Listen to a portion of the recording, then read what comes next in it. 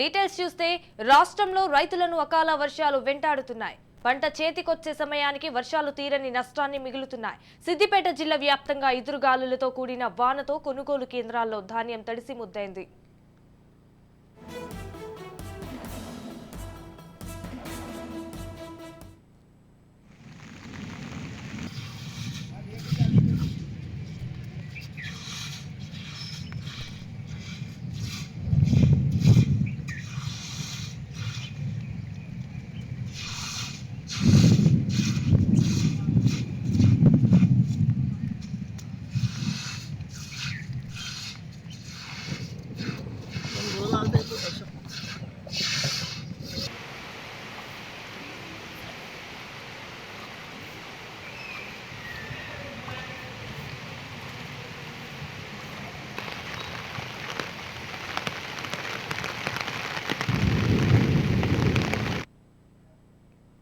సిద్దిపేట జిల్లా నంగునూరు మండలం సిద్దన్నపేట గ్రామంలోని కొనుగోలు కేంద్రాల్లో ధాన్యం తడిసి ముద్దైంది.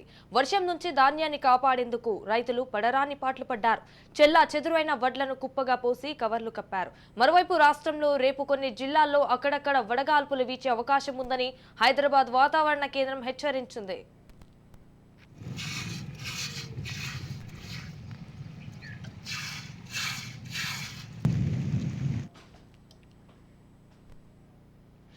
రాష్ట్రంలో రైతులను అకాల వర్షాలు వెంటాడుతున్నాయి. పంట చేతికొచ్చే సమయానికి వర్షాలు తీరని నష్టాన్ని మిగులుతున్నాయి. సిద్దిపేట జిల్లా వ్యాప్తంగా ఎదురుగాలులతో కూడిన వానతో కొనుగోలు కేంద్రాల్లో ధాన్యం తడిసి ముద్దైంది. రైట్ గా దీనిపై మరింత సమాచారం మా ప్రతినిధి రాజు ఫోన్ ద్వారా అందిస్తారు.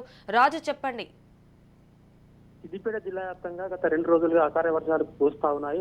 వడగాలతో కూడినటువంటి వర్షాలు కురవడంతో ఇప్పటికే చేతికొచ్చిన మామిడి తోట ఏదైతే ఉందో తోటలో ఉన్నటువంటి మామిడికాయలు చాలా ఎక్కువ మటుకు రాలిపోయిన సంఘటనలు అయితే చూస్తా ఉన్నాము. అదేవిధంగా చేతికొచ్చిన వరి ధాన్యం అంతా కూడా కోయని పంట అయితే మొత్తం వడగళ్ల వర్షాలు పడి వడగళ్ల గాడుపుల కారణంగా మొత్తం ధాన్యం అంతా రాలిపోవడం కారణంగా మొత్తం రైతులంతా కూడా పూర్తి స్థాయిలో నష్టపోయారు.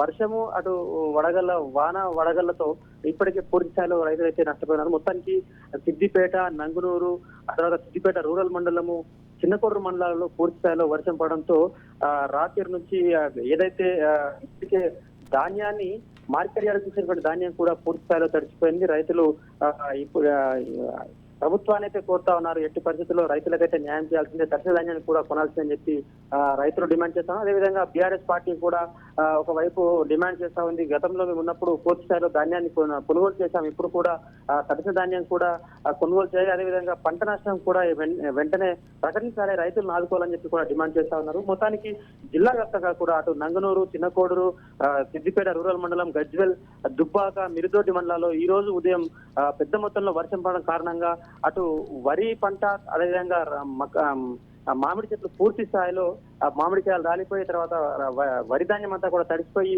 చేలల్లో కొయ్యని చేను ఏదైతే ఉందో అది పూర్తి స్థాయిలో ఆ ధాన్యం రాలిపోయి రైతులు పూర్తి స్థాయిలో నష్టపోయారు. ఇప్పటికీ అధికారులు అయితే పంట నష్టం అంచనా వేసే పనిలో ఉన్నారు.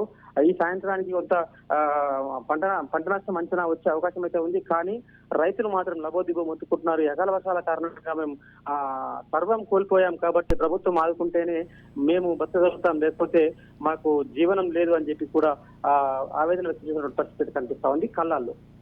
Right, thank you for the updates Raju.